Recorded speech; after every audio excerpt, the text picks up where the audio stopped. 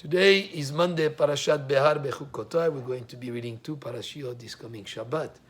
In the first parasha, Behar, seems to be a redundancy in terms of the language in the Torah. And we know that the Torah has no words that are extra for no reason. Is one pasuk that says, V'chi timkeru mimkar la'amitecha, when you make a sale to your fellow, or kanom yad amitecha, or if you purchase something from the hand of your fellow, al tonu ish et achiv, do not aggrieve one another. So the pasuk says here, lo tonu ish et achiv, do not cheat the other person in business, whether you're buying from him or selling to him. Be honest in your business dealing, in your financial matters, whether either a sale or a purchase. Don't overcharge. Don't underpay purposefully in a way that you're cheating the other person.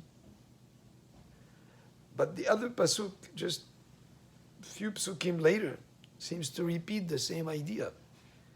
Velo tonu ish et amito, do not aggrieve one another.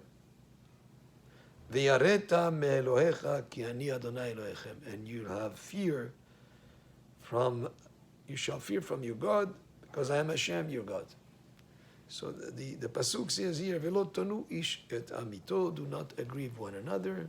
We just said a couple of psukim before, the same word. It says, Al tonu ish et achiv. So our sages explain in the Gemara that the first pasuk speaks about causing wrong or cheating or aggrieving someone financially. The second pasuk is ona'at devarim, which means saying words that are hurtful to a person, like reminding him of his not such a bright past that he had. A person made teshuvah. You cannot say, well, I remember when he used to do so and so. Or if somebody converted to Judaism, is a avera to remind him of his past and to maybe make hurtful statements. That will be even worse, because that's for a ger, that's even an added avera. But in general, to remind somebody of things that he did in the past that were not proper would be to hurt his feelings, to embarrass somebody with words. All these fall under the category of the second statement of do not aggrieve, or to say word that will deceive him with words. This also will be under the same category. In the Gemara, there is a discussion as which is worse. And the conclusion is to hurt somebody with words is more serious, it's a more grave avera than someone who hurts another person financially. And the reason for that is because when it comes to money, you can always reimburse the person. If you took away from someone some money that was not yours, you can always return it. But words that hurt a person, it's very hard to turn the wheel back, because the hurt has been already caused. And yes, you can ask for forgiveness, and it's a good thing to forgive somebody who wronged you by words.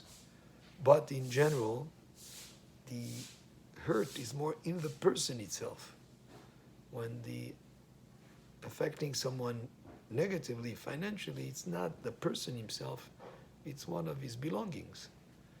And that's why ona'at devarim, which means being hurtful with words and causing aggravation to somebody through the words that you say, is even worse than cheating him financially. And that's something to be very careful with, and this is one of the mitzvot in the parasha of this week. Baruch Adonai le'olam, amen ve'amen.